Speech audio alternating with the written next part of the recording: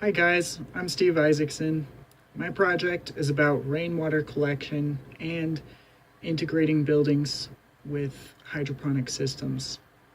So let me talk really quickly and briefly about what type of buildings are affected by my research project. Let's see, there's residential buildings, all commercial buildings, all skyscrapers, this random storage shed in your backyard, McDonald's, they could definitely benefit.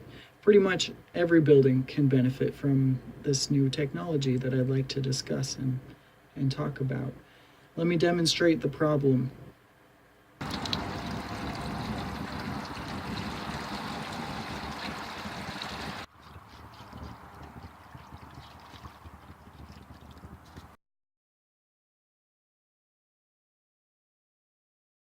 As you can see from the images I just showed you, there is a problem with runoff from buildings. From the picture you observed, have you seen this before? How often do you see this? Where is this at? Pretty much everywhere, right? It's a problem. So let's look at the big picture of architectural buildings and our main goal. Architectural designs can integrate into our environment perfectly. It is possible. I would argue that construction techniques we currently have, they physically separate our cities and suburbs from the natural environment. That's just the way that we planned. I would propose that there's a better way to do this though. We can integrate with animals, with plants, with terrain, and with human needs perfectly and flawlessly. But we're not doing that. And the real problem isn't those issues in architecture. The problem is perception and people's agendas. So here's my proposal.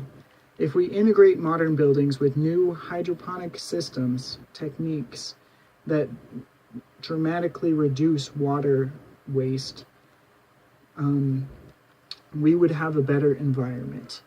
Now, can you think of any material that can filter water better than a plant? We do have several different strategies out there, but they're all very costly and require a lot of service and big wastewater stations. But plants do it naturally. So here's my question. If everyone suddenly knew this and understood this, why don't we imply that into architecture? So to convince everyone, we need to come up with several different ideas or areas of interest. We need to have them question my thesis and question the question. So when we find new hydroponic theories and strategies for growing large quantities of hydroponic gardens in diverse climates, it will help people realize that there are ways to do this. Secondly, we need to research how structures can physically hold the amount of hydroponic gardens, how they can get the water, show them that it's possible to have designs that both integrate with the environment and with a building, because our buildings are capable of holding those. It's just a design. And lastly, we need to research tactics that convey to the general population that emphasize the needs for these new systems. Or in other words, we need to listen to the Gentiles. We need to open up to the public and get new ideas for these and constantly improve on them. If you think about the role of modern architects, where does water conservation come in practice? Almost nowhere. Here's my main point. Architecture is designed to repel water. We have waterproof membranes on every single building by code. Hundreds of billions of gallons of water are contaminated and lost due to impervious surface runoff. There is technology available to reduce our loss, like these hydroponic systems, but people are unaware or unconcerned due to economical reasons. It's really hard to make a change in architecture. It's really hard to make a change in anything for the general public because they're so used to doing it the way they've always done it. On top of all of this, There are some states and counties that have restrictions or even laws against collecting rainwater. And we have to pause for a minute and think about it from their perspective. They're not entirely wrong, because they believe that when water falls down, it will run off and run into the groundwater, and all of the water that's in the ground is already spoken for. There's a thing called water rights out there. If we take away from that rain, then it will take away from the underground rivers and surface water too, is their beliefs. But they are wrong, because number one, we use the water too. And number two, that water, when it runs off the building, like in that image I showed you at the beginning, it is contaminated. And not only does the water itself get wasted because of contamination, it goes and it pollutes other water sources, other aquifers out there. And then it creates an even bigger problem that is going on right now. We have huge wastewater treatment plants that have to deal with this problem, and money is being spent not on our buildings, but by our government, where we pay taxes to. So it does affect us. Water is just wasted. But increasing rainwater collection would increase the amount of potable water and the quality of life for everyone, including environmental costs. So I propose a strategy where we go and we show people that this is happening right now. Did you realize that we're wasting so much water? Think about when you run a tap, when you brush your teeth, when you do dishes, when you flush the toilet. More than half of that water is unnecessarily used. It's just wasted.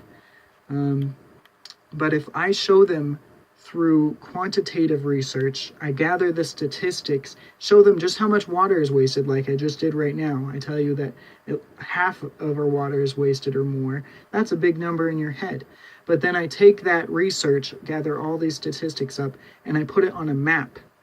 And I can show you the volume of water that is being wasted. I'll show you how much it rains on an area, and then how much of that water gets polluted and wasted just as runoff, because our buildings repel water.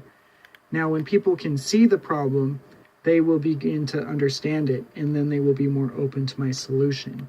And that solution is using hydroponics and rainwater collections together as a conjunctive system to save money.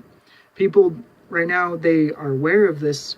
They know about hydroponics. They know about rainwater collection, but they don't believe yet that it can save them money. So we also need to do some research, show some case studies, gather all this information. Most of it's already been done, but has not been brought to the public's attention yet.